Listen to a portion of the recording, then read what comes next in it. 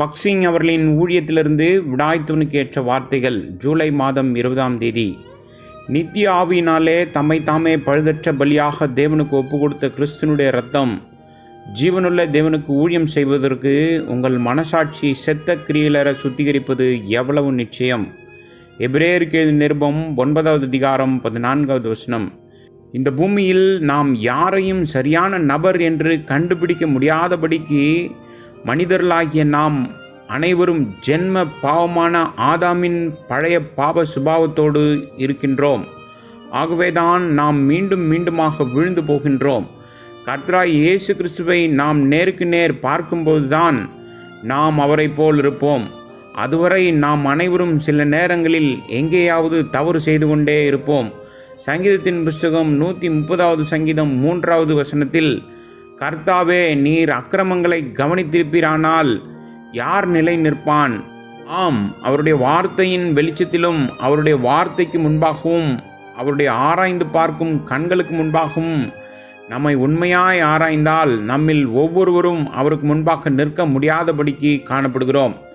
அப்போஸ்தலனாகிய பவுலும் கூட ரோமருக்கு எழுதின நிருபம் 7வது அதிகாரம் 18வது வசனத்தில், என்னில், அதாவது என் மாம்சத்தில் நன்மை வாசமாயிராதென்று அறிவேன் என்று கூறியிருக்கிறான்.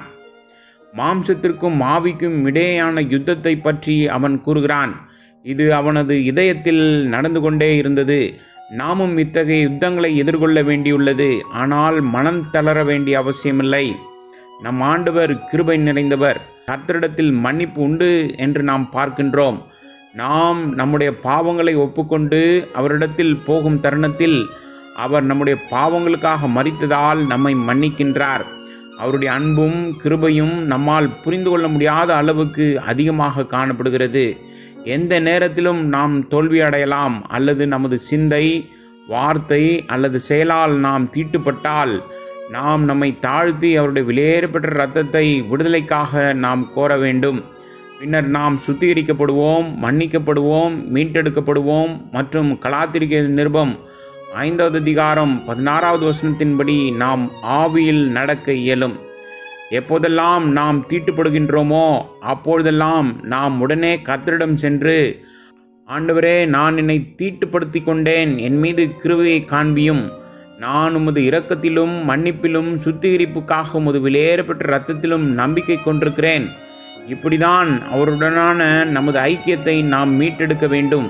சங்கீதத்தின் புஸ்தகம் 37வது சங்கீதம் 23, 28, 38 மற்றும் 39வது வசனங்களிலும், நீதிமொழியின் புஸ்தகம் 24வது அதிகாரம் 16வது வசனத்திலும் அவருடைய வாக்குத்தத்தங்கள் நமக்காக இருக்கின்றது.